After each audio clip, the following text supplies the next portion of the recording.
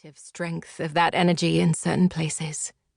Places such as the old blind house at the bottom of the garden behind the little shop of found things. Not for the first time, she wondered how different things might have been had she and her mother chosen a different town in which to start their antiques business. The chalk horse drawing Xanthe was standing next to was so large that, had she been careless enough to step onto it, her Doc Martens would not have covered even one of its mighty hooves. The scale of the drawing, so artfully cut into the green turf, revealing the bright whiteness of the chalk below, always impressed her. The people who had taken the decision to carve the hill figure hundreds of years before she came to live in Wiltshire could not have known how long it would stand sentinel over the landscape. Xanthe found it heartening that the horse had survived weather, farming, battles, and the march of time itself to stand proud and steady all these long, restless years. It was a source of calm for her, so that she had come to enjoy visiting it, seeking out solitude and peace high above the county plains, whenever life's events felt as if they were getting the better of her.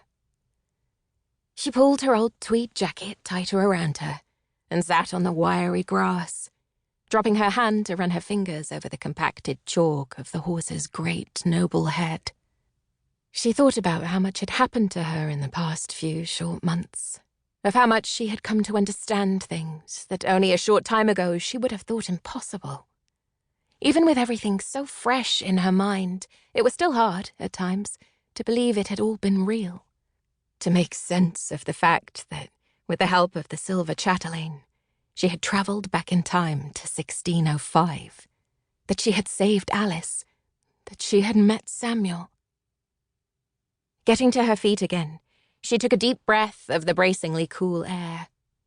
There was no point torturing herself with what might have been, with what she had glimpsed, felt, and lost.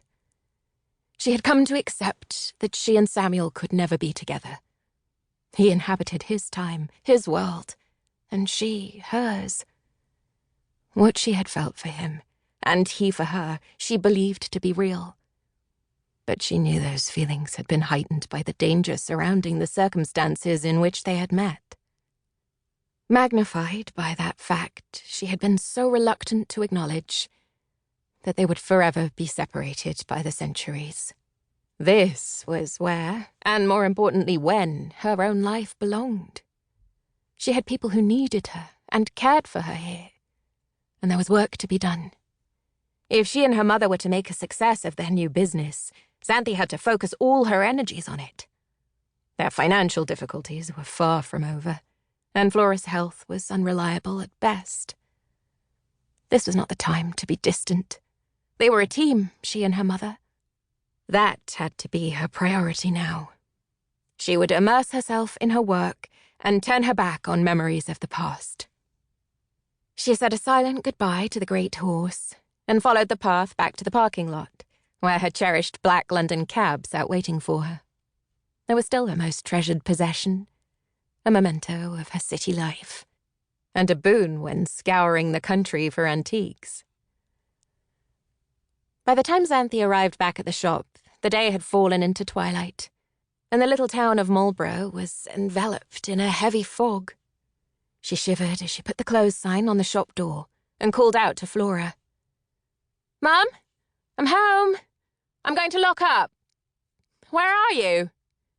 The sound of crutches on the tiled floor of the hallway to the workshop gave her mother away. Her arthritis might have made them a necessary part of her mobility, but that didn't mean she moved slowly. "I was just putting the finishing touches to another mirror frame," she said as she hurried back into the shop. Her fine, fluffy hair was kept off her face by what Xanthe suspected was a polishing rag, rather than a scarf. But still, Flora looked appealing, her English rose skin and deep-set eyes maturing kindly. Being in her 50s suited her. "Leaving the stock at the mercy of shoplifters?" Xanthe smiled as she spoke, but there was a seriousness to her words. They had been warned about a spate of light-fingered browsers in the town recently. Flora shook her head. "No one gets through the shop door without that old bell letting me know." Xanthe thought guiltily about how many times she had done.